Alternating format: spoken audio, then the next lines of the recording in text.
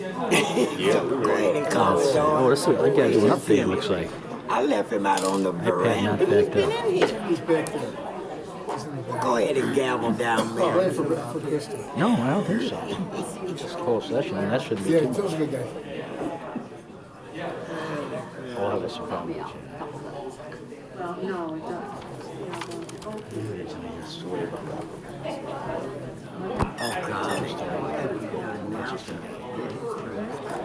It's her fault. Okay, sounds good. You know it's all Mike Hansen is right to his left. I'm just blaming Oh, Terry. Krista, you ready? I'm ready. How about yourself? All right, comes. Larry, Larry, yeah, we're ready. Anytime. I'm in the wrong mode, Mayor. Give him the gavel. Thanks, sir. All right. At this time, I'd like to call to order the City of Joliet pre-council meeting a bit tardy because of me. For February 3rd, 2020, the Honorable Mayor Bob Oderkirk presiding. Mayor? We'll begin with roll call. Mayor Oderkirk. Here. Councilman Dickinson. Here. Councilwoman Gavin. Here. Councilman Hug. Here. Councilman Morris. Here. Councilman Mudrin. Here. Councilwoman Quillman. Here. Councilwoman Reardon. Here. Councilman Turk. Here. First, we have citizens to be heard on agenda items. Is there anyone present that would like to speak on an agenda item this evening? Seeing none, the city manager would like to discuss tomorrow night's agenda items. Thank you, and good evening. Our first item of note falls under proclamations. And if you read that carefully, this is kind of a big deal. We've got the Kiwanis Club and Zonta Club both being recognized for 100 years of service to the Joliet community. So it's not just the NFL and some of the other more high-profile things we hear about hitting the centennial year, but here in Joliet, we've got many generations of folks that have provided service to the community in these organizations. As always, we'll have mayor appointments. Under council committee reports, we will have committee reports from the Economic Development, Land Use and Legislative, Public Safety, Public Service, as well as ad hoc City Manager Search Committee. Under consent agenda, we have the meeting minutes from January 21st, and then position vacancies. We have a lot. We have 2 fire captain positions that are due to retirement, but there's a significant number of folks that are being proposed for hiring as we enter intern/summer laborer season. We have 2 engineering interns proposed for hiring, 4 public utility laborers, 14 public works laborers, 1 historic preservation intern, 1 planning intern, and 2 forestry interns. So anyone who is in the community looking for summer opportunity, has some interest, certainly it's time to get your application and information into us. We have 2 payrolls to pay, and then reappearing is Council Memo 55-20, which is the concurrence with Holston Management Corporation for the architect selection. You may recall this was tabled at the last meeting after some discussion about the city liability, the LLC. Our corporation counsel is going to explain some of the history of how we got from not being an owner of this property to being an owner of this property, and talk about the implications of what we need to do as a member of the LLC. Thank you. If you look under the council memo, under brief history, there, I kind of laid it all out, a history of this case. So actually this case started in October of 2005. So I'm gonna skip to the next paragraph. October 3rd of 2013 is when the city entered into a 28-page settlement agreement that was not inclusive of the exhibits, by the way, and that was between the United States of America, HUD, and the city of Joliet. And this resolved all matters as I set forth in the memo.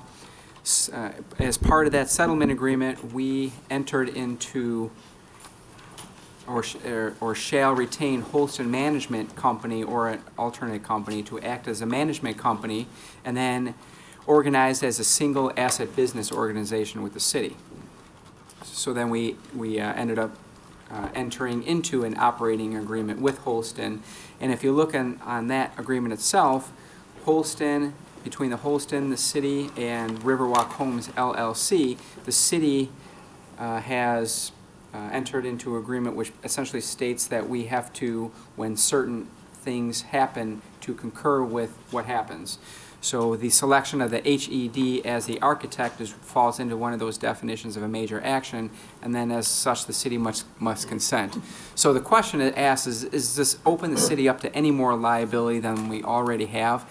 I mean, if you look at these, if you look kind of through the history, it pretty much lays it all out for us, and we paid for it. So does it move the needle any more than it would have otherwise? Probably not. So that's kind of my conclusion on that. I mean, our liability is probably set from what has already happened, not necessarily what's going to happen from hiring an architect and moving forward on this matter. Any questions on that particular issue? Would the council, just direction, I guess, would the council ask that the staff be prepared to pull this as a separate vote or leave it on the consent agenda? I would request a separate vote then. Okay. All right, we'll make sure that happens. Under licenses and permits, we have a presentation from our liquor commissioner about tomorrow. Mayor, City Council, Council Number 57-20. A public hearing was held on January 8th, 2020 at 9 a.m. for a request for a new Class B license.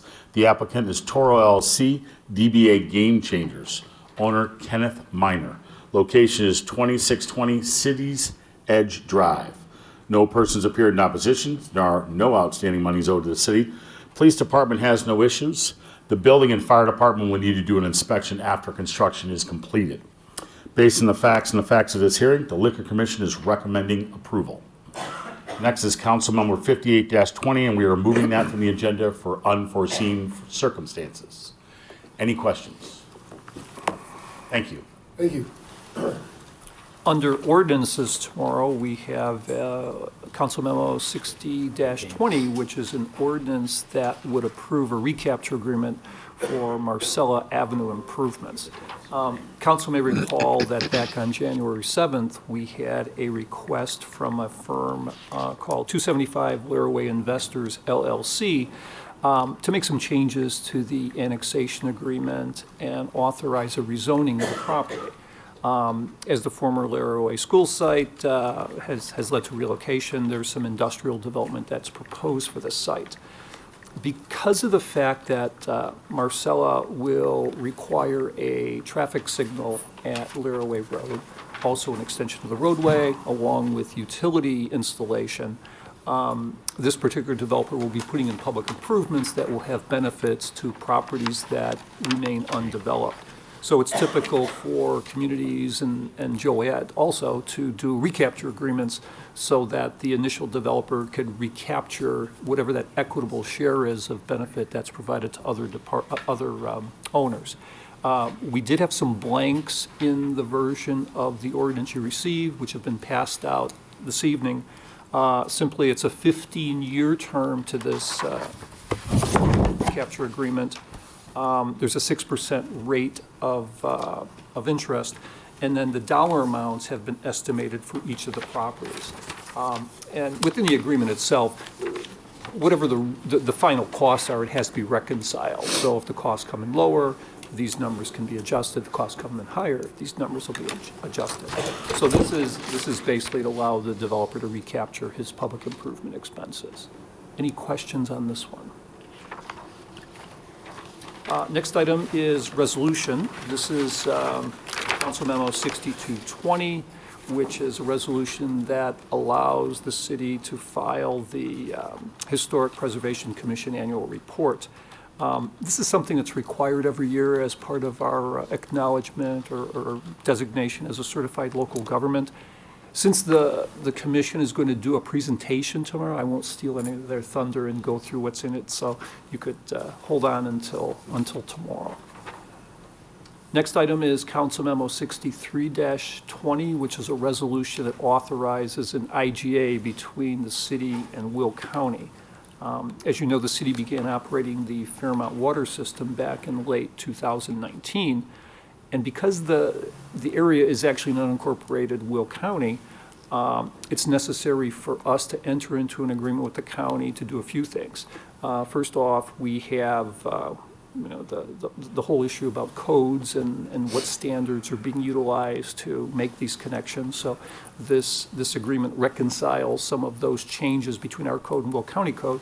And it also allows for the county, who would be the proper inspection authority, to hire a third-party entity to do these inspections. The county does not have staff, and this would allow them to utilize some of the CDBG funds, which are designated for this project, to basically be used for inspections. Any questions on that? Next item is, this is a long time coming. It's Council Memo 64-20, which is a resolution that would approve a redevelopment agreement that relates to the Marriott. I'm going to have Derek Conley come up. Derek has been significantly involved in this. He'll introduce the developer, and then Derek will do a summary of what this agreement entails. Good evening, Mayor and Council. So tonight we have a presentation pertaining to a development agreement for the Spring Hill Suites by Marriott in downtown Joliet. This is an 82-room hotel. The address for this is 65 North Ottawa Street, more commonly known as the Barrett's Hardware Building. You can kind of see a map on the current screen there, or on the current slide. The red portion, that is the portion that is currently owned by the property owner and developer. What's going to come into play here a little bit is that blue section, which is owned by the city of Joliet, but is included in the development agreement. So at this time, I'm going to introduce the applicant's representative, Dan Scott.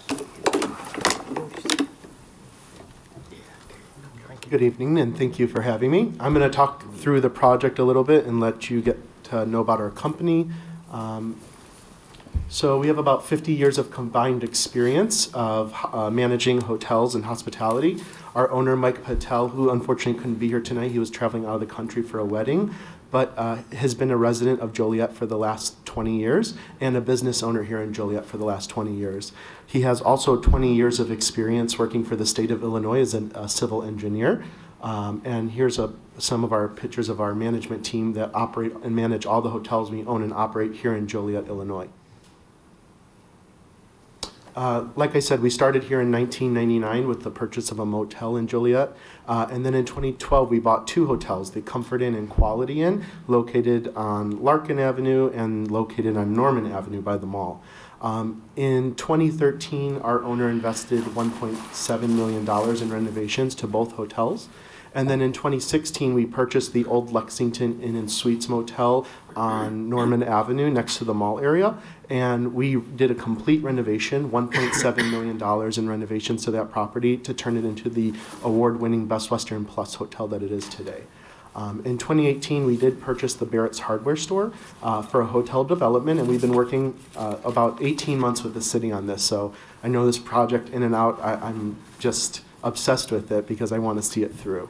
In 2019, we were awarded Director's Award, Sales Director of the Year for our Best Western property. And then in 2019, we did apply with Marriott to create the site to be part of the Spring Hill Suites by Marriott. And it was approved by Marriott. And that did take a lot of convincing to take them through our city and show them what the development can really be.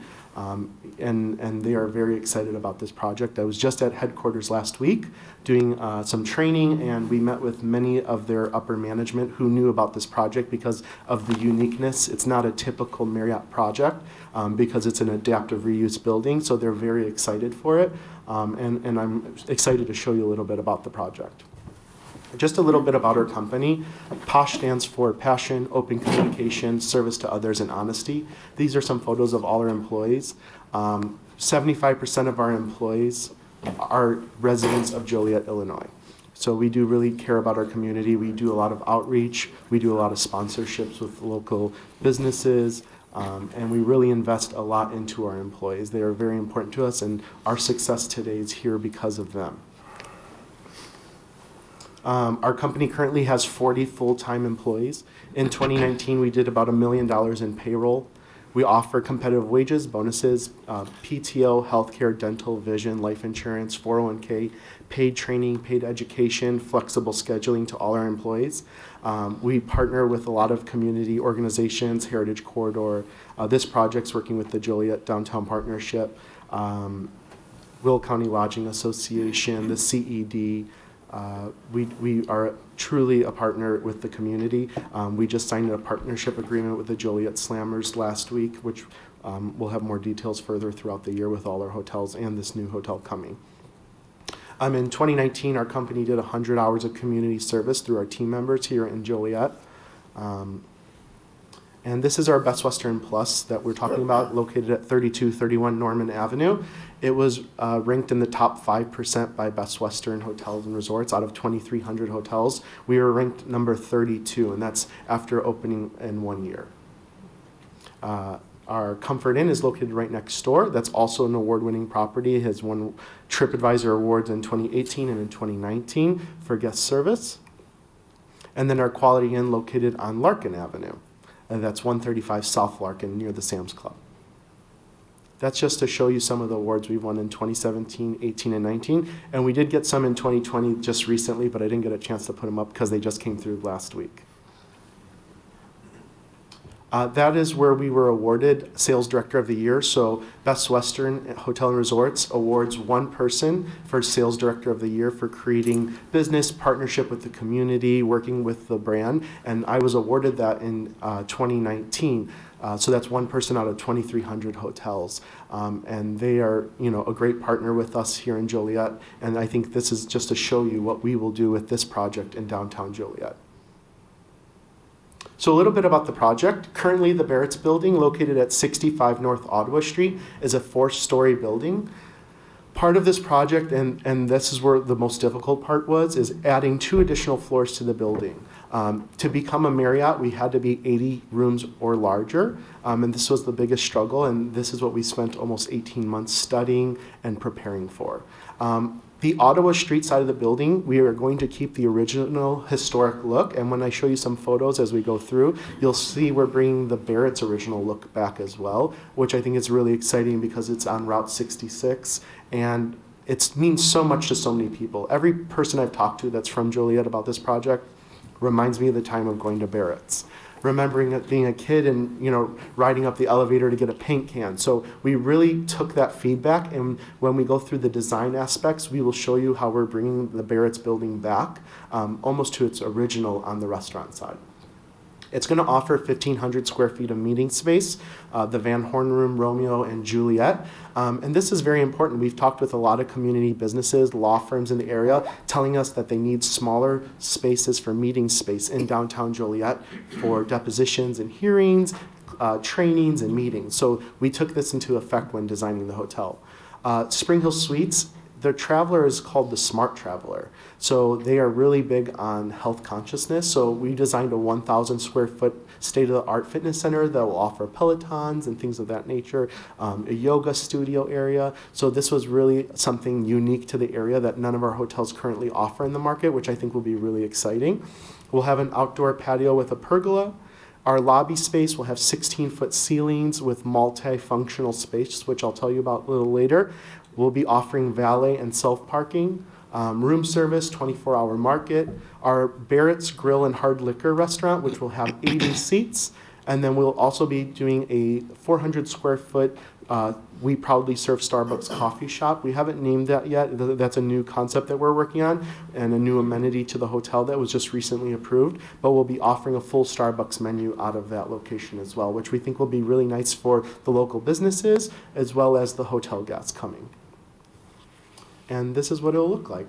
So if you look to the left side, that's the original Ottawa Street side. 6-story building, keeping the original looking windows. All those window rooms will be the actual custom suites to this hotel. So the brand itself, every room is a suite, which is very unique. But we actually were able to do 10 custom suites on these rooms with large windows, with the floor-to-ceiling windows that will be custom to this building, which is very unusual with Marriott. They're very prototypical when they're building. So they were very excited about the custom nature of these rooms. As you can see, the entry on the bottom, on the left side, that's where you can enter to the hotel, as well as Barrett's. And we went back almost to the 1930s to that Barrett's original look, which will be really unique. I think a lot of people will be excited to come. On the right side is the side facing Harris Casino. That will be the main entrance to the hotel, parking and valet. That's where guests can get dropped off. If they're ride sharing or coming through that area. And that is the prototypical look of a Spring Hill with the brown and the blue color. So if you're a Marriott Bonvoy member, which is their rewards program, that's what they're used to seeing a Spring Hill looking like.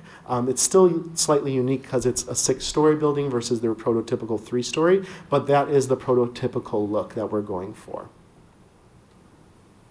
Some of the what the rooms will look like. So a big portion of trying to keep the Barretts alive, if you look on that bottom left corner photo, you'll see that in that artwork, that's the original Barrett ceiling. So we took photography throughout the building because some of the components we couldn't save because they were just installed improperly or they were just too old. So we were able to take photography, and we're going to take that and incorporate it into the rooms. All the furniture for Spring Hill Suites is designed by West Elm out of California, and they're specific to the Spring Hill brand.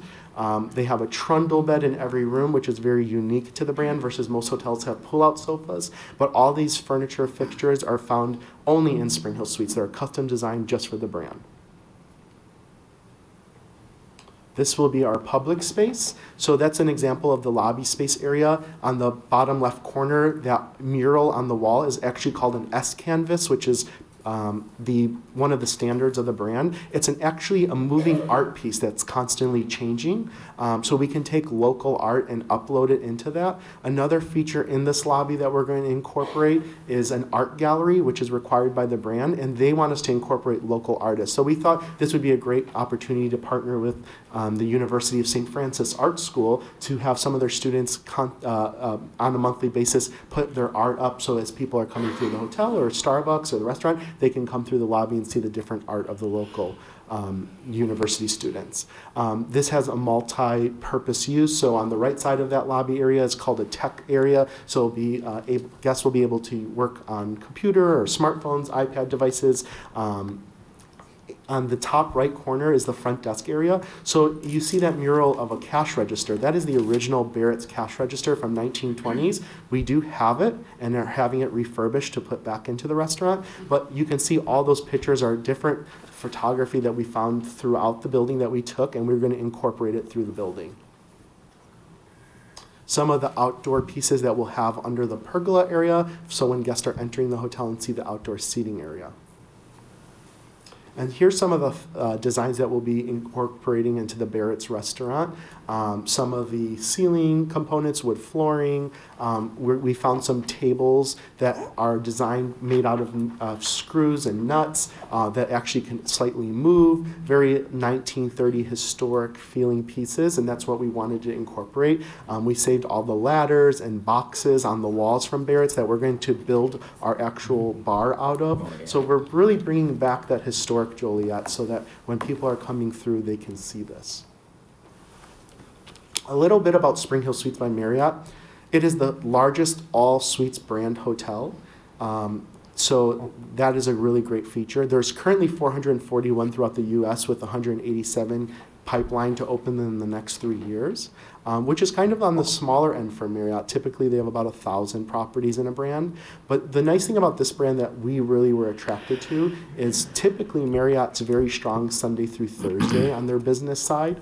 This brand is their only brand that is strong 7 days a week. So it is also what has the highest guest satisfactions out of all 30 Marriott brands. They score the highest in intent to recommend, guest services. So we thought this was really a great offering for the downtown Joliet. Marriott has 140 million Bonvoy members, which is their travel program. Last year they had 104, so they went up 36 million in 1 year. And they contribute about 60% of their Bonvoy members are contributing to the hotels. And those guests that stay in those hotels contribute 2.8 times more into the community through shopping and dining than a non-Bonvoy member. So it just tells you about what those travelers coming to our community will be coming through and investing in shopping and dining throughout our downtown area. Another really interesting fact that I learned last week is about their sustainability programs. They offer a lot of different programs. I know water conservation is very important to this committee, and one of the programs they do is they offer where a guest that refuse housekeeping service can actually, by refusing housekeeping service, we're conserving water, but also our hotel will plant a tree for those guests within our community and within our state. So that's a really interesting program. Another interesting fact about our restaurant, that Marriott requires is we don't serve straws unless a guest requests them to reduce that. They have a certain seafood items we can purchase that are only responsible. Our whole hotel can be controlled by the front desk by temperature. So each room that is unoccupied will be able to turn down the temperatures lower to reduce energy usage, make sure all lights are off through our front desk system. So when we're designing this building, we're ensuring that we're very sustainable to the community as well. Some of the impact, this is the largest private project in downtown Joliet in 25 years. That's why we invested 18 months of research into doing this. The estimated cost of the project is $18.6 million. 85% of this project will be done at prevailing wage. And actually, we're working with 85% all union labor within Will and Grundy County. Spring Hill Suites by Marriott will create about 150 construction jobs and about 35 permanent hospitality jobs. So if you think our company only currently has 40 full-time employees at $1 million payroll, this one hotel will almost double our payroll for this project. So that's really an important fact here. Spring Hill Suites by Marriott will be an asset to create additional restaurants and stores and attractions throughout downtown Joliet, as well as foot traffic. We're already talking with many partners such as Harris Casino, the Rialto, the Joliet Prison, the Rock and Roll Museum coming, the wedding venues, the courthouse. So we already started those discussions, and many of those partners are very excited to work with us because they have a need in the downtown Joliet market for a hotel. We also have support from the Heritage Corridor and the CED saying that this will create additional economic development in downtown Joliet. And I have Derek here to finish the presentation. Then after, if you have any questions, I'd be happy to answer them for you. Thank you, Dan. Yeah, we just wanted to go through and kind of give a summary of what the incentive package looks like and some of the other details that come along with it. So this project is in our downtown TIF. It does include a TIF grant of $250,000. The City Center Partnership has looked at this project and offered $200,000 in grants that is spread out between 2 years and is contingent upon a development agreement with the city. It also includes a full building permit waiver, which our building department values at $173,000. It also includes a TIF rebate. So if you look, you kind of have the years in succession here. It starts out at 100% and then goes down to 50% after year 15. The max TIF rebate is $3.1 million.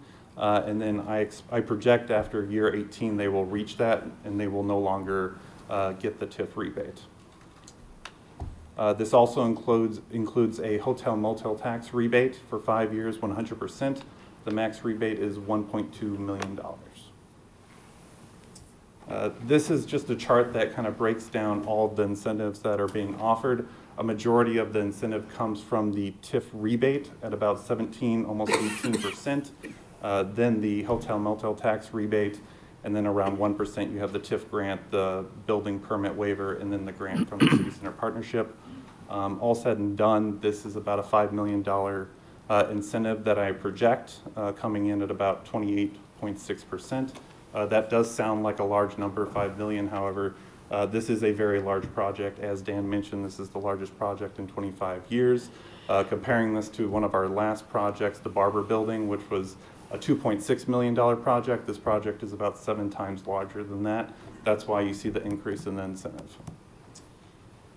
Some other things, I guess one thing that we always look at is why is this incentive justified, or why is it needed? There's a lot of reasons for this. I mean, to put it simply, this is a 100-year-old building, or more than a 100-year-old building, and it has been vacant for 20 years. There's a lot of wear and tear on this. It wasn't designed to meet the standards of today's world, and it's going to be a Marriott Springhouse Suites, which also has some pretty strict building requirements.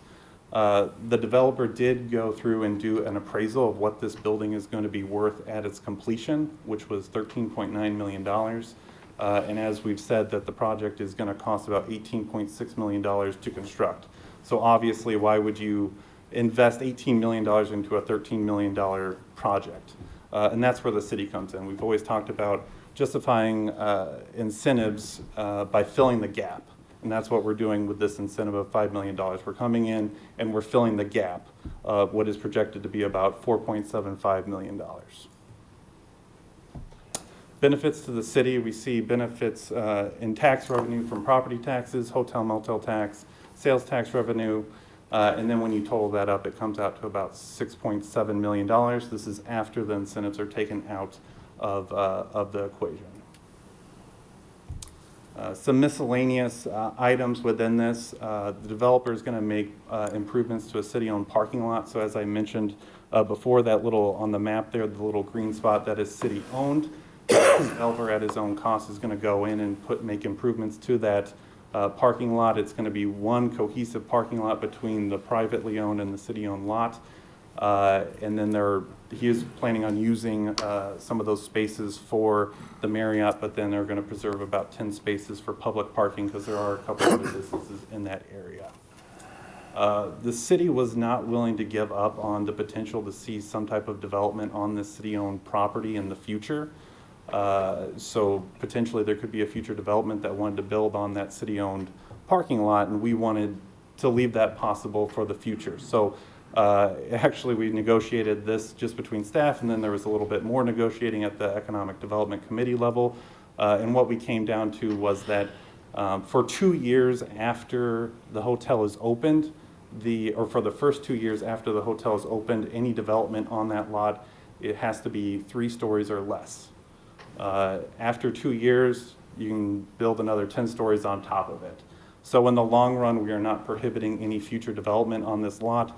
The developer simply wants to have this hotel up and going and have some stability and to be able to be seen from the front door of Harrah's for the first 2 years so they can stabilize, let people know they're there, and then they're open for future development, honestly, because more development around them would be good for their project. On top of that, the developer does need a guaranteed 45 spaces at the Ottawa Street parking deck. Obviously, the primary parking is going to be the parking right in front, but to meet the Marriott standards, they have to have at least 82 parking spaces, and they need that guarantee. These are not free parking spaces. They are going to pay basically what the going rate is today. I think it's $5 a day. And then, of course, if they're not there the whole day and it would be cheaper just for 1 hour, they would only pay that rate. Then, as Dan mentioned, they are meeting our prevailing wage requirement of 75%. Actually, they're coming in at 85%. And a couple of things to add on top of that. One part in this agreement that we explicitly state is if they do not meet the 75% prevailing wage marker, they lose the whole incentive. And the agreement explicitly says that. And then on top of that, the city at any time can request for certified payroll to make sure that they are meeting that requirement. So that is my presentation, so we can open up to questions for me or the applicant. Questions, comments? Just to clarify, for those that may be watching, Derek, currently, what is the city's portion of the Barrett's Hardware Building's yearly property tax? So the total property tax right now is $8,600, of which the city of Joliet is getting about $870 for. So less than $1,000 is going to the city of Joliet. And of course, there is no hotel motel, and certainly there's not even any retail taxes coming out of that site right now? No. It's vacant. Yes. Even with the incentives, when you divide it up over the 20-year agreement, what additional taxes will the city see, even before the end of the rebates and incentives. Right, so you'll see, by the end of the agreement, you will see some property tax, hotel motel tax, and sales tax that's generated from the property, and that's just the direct benefits in sales and tax going to the city. If you spread that out, I think we calculated it's about $335,000 per year on average going to the city. Of course, the first 5 years will be much lower with the height of, so I just wanted to be clear because people sometimes don't understand how the incentives work. And so, you know, we'll get roughly a conservative estimate of $6.7 million in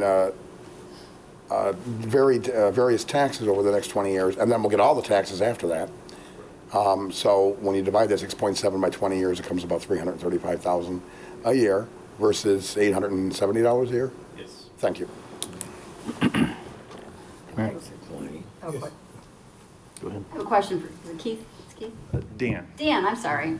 I was reading project manager, sorry. Where exactly is the pergola patio going to be located? So on the Spring Hill side, if you look on the right side, under that porte-cochere, it's a very small, like 200 square feet section. Because it's very limited, that's the only location we can put it. And we've talked it over with the city on their development side as well as Marriott. So it's going to be very small, but that's why we wanted to use more upgraded features to it. As you saw from the photos, we're using higher end furniture and, you know, all those features to it to kind of upscale it because it will be very limited. Because I was wondering if there's a place to Yeah, put there's it. very, very little space, unfortunately, and that is a requirement, part of the brand, to have outdoor patio, because the customers that stay at the hotel typically like the availability to be able to go out there during breakfast hours or when they're working. So they gave us the opportunity. That's one of the reasons we also upgraded our fitness center space. Typically, it's about 400 square feet. We gave 1,000 square feet to make up some other areas as well as a larger lobby space because we're taking away from the outdoor patio because of the limited space that we have in the downtown area. Well, overall, it's a wonderful project, and I like the part that you're preserving some history. And in that one room area where you're going to have the revolving artwork, that ceiling where the recessed lighting is, it almost looked like you were putting in old Barrett's flooring up there as part of the ceiling, the way it was. But you're not going to do that. No, we won't. But we did preserve a lot of the wood, and we might be incorporating that throughout the hotel. Yeah, it So- almost looked like it in the Yeah, pictures. yeah. So our designers are working through that. So we're honestly trying to preserve as much as we can throughout the building. That was our goal. And because I think it's important to the travelers coming, you know, we're trying to make this slightly almost like an attraction as well when people are traveling through Route 66, giving them a reason to stop at the old Barrett's and seeing the restaurant and the artifacts. And we have pictures from the families and stuff. So we're incorporating all those pieces into the project, which is really important to us because our owner is from Joliet. So this project really means a lot to him. Thank you so much. You're welcome. Mike? Derek, it said 45 parking places will be allocated for the Auto Street deck, okay? And then the surface parking in front of it, which is the back of Barrett's, correct? That whole surface lot will be allocated for guest parking? Not all of it. We negotiated 10 public parking spaces that Okay. would be allowed to be used for neighboring businesses. Okay, thank you. What else? Just a quick comment. Your Marriott membership, the Bonvoy, that's a good package. That is a great package. So keep up that. Thank you. I'd also mention the fact that the Economic Development Committee recommended approval of this, 3-zip, I think. Under bids and contracts, everything has, and throw in amendments, change orders, payments, everything has been reviewed by the Public Service Committee. One thing we will mention, the request for authorization to award the contract for the bus station, that is going to be removed from the agenda. We received word from IDOT today that they wanted to review some specifics regarding the DBE component. So we don't expect that's any real issue, but there'll be a delay, so probably a 2-week delay. So that's it. Next is public comments. First is Robert Webb.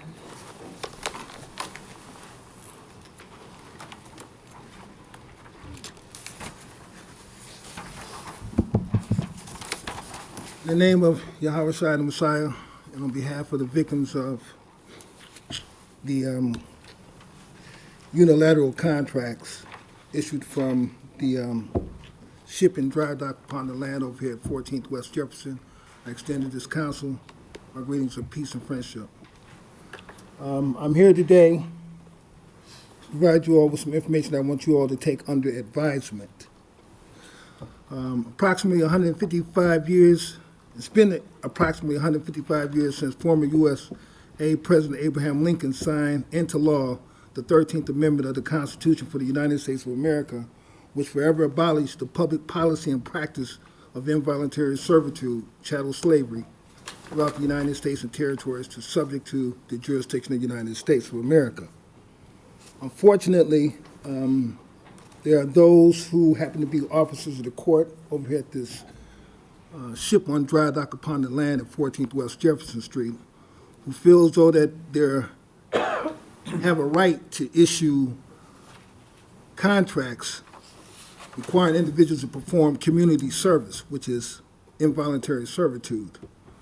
These unilateral contracts that the public defender sways individuals into signing are very unconstitutional in that public defenders do not inform them that they're waiving their rights under the 13th Amendment when they sign these contracts, subjected themselves to community service or chattel slavery, involuntary servitude.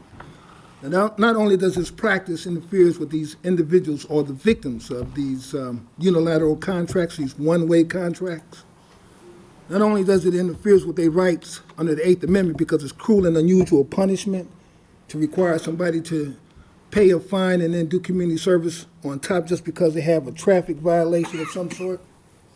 It also interferes with their right to life, liberty, and the pursuit of happiness to have to take time off to go to some agency in order to do volunteer work and get paid by like a slave without pay. Now, all the members of the city council, they took an oath to support the Constitution of the United States, and therefore, you owe the citizens a legal duty to protect their rights. Clearly, these court supervision documents that they issue over here at this ship on dry dock upon the land, practicing maritime law, is very unconstitutional.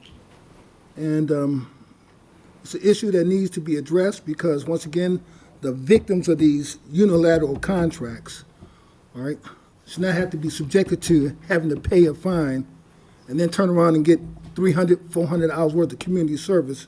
And if you multiply it in terms of how much they would be paying per hour, it far exceeds the amount of money that they're paying on the fine. So not only are they being economically exploited, but they're being subjected to something that's been determined to be abolished since February 1st, 1865. It's been 155 years. That practice shouldn't be allowed to take place in this county, let alone in this city, being that, you all have taken an oath to support the Constitution, thereby on the citizens a legal duty to protect their rights.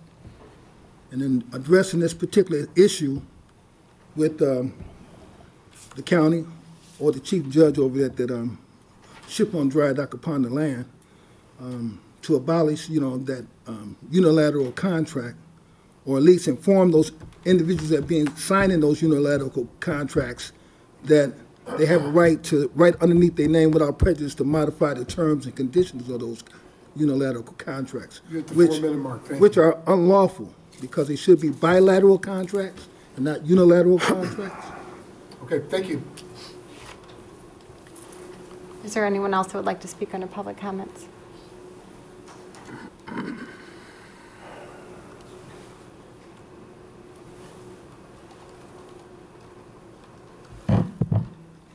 Mary Beth Gann, Western Avenue. When I looked at the agenda for tonight, very curious that there's no mention of the city manager candidates. Maybe you're finally listening to us. I think what I wrote last week, and I said at the meeting that was only attended by 2 other people besides council, bears repeating. When I look at Mr. Jones on paper, I see someone, and not you, Mr. Jones, Mr. Will Jones, that is. I see someone who deliberately chose tiny, extremely affluent Caucasian communities as opposed to someone who sought diversity. He's worked in 2 tiny towns, and it doesn't take a Rhodes Scholar to realize he's only choosing our city because of its size, not its diversity. And that's very upsetting. We have people in every race here, and we need somebody who's worked in a community like that, somebody who's inclusive, not exclusive.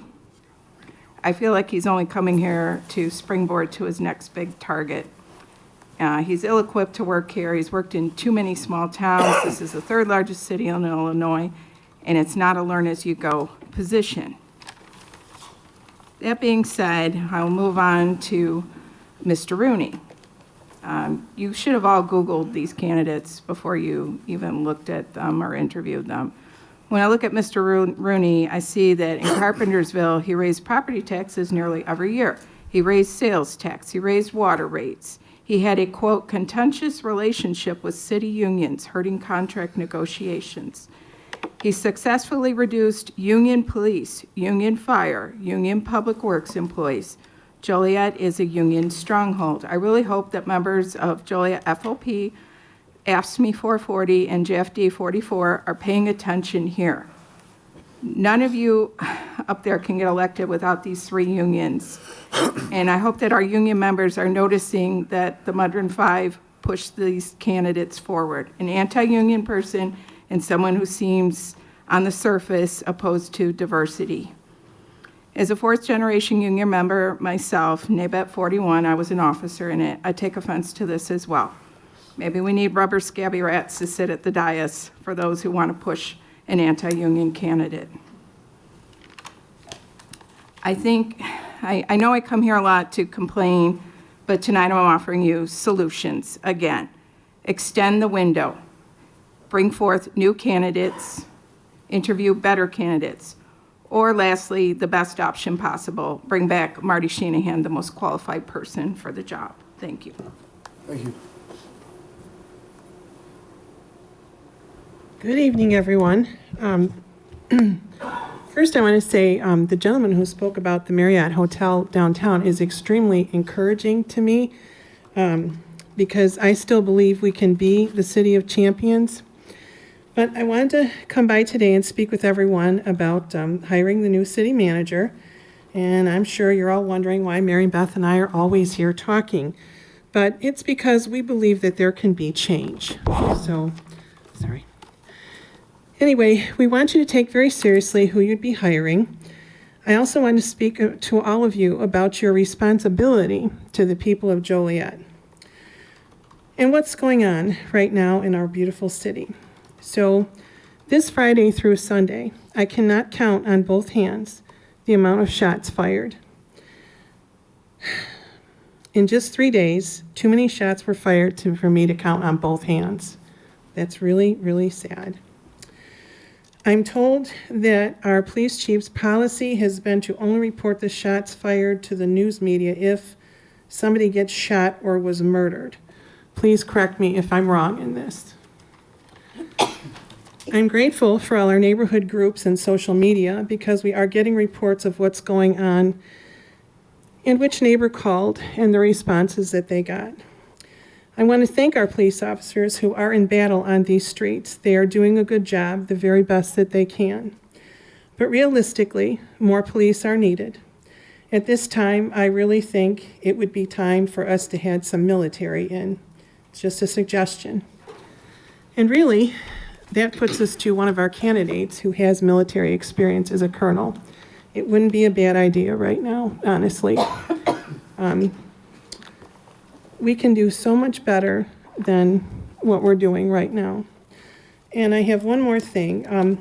Because I hear so much from different people being involved in the neighborhoods and with the city, I want to clarify this. So the order of the city and who controls what. Crime is handled by the police chief. He makes the decisions for our safety in the city. The police chief is controlled and managed by the city manager. Please correct me if I'm wrong. The city manager is controlled by a majority of the council. And in this area, the mayor can make recommendations to our city council, and you have a vote if there's a tie, but you don't have a final decision in this in regards to the police chief or the city manager. Is that correct?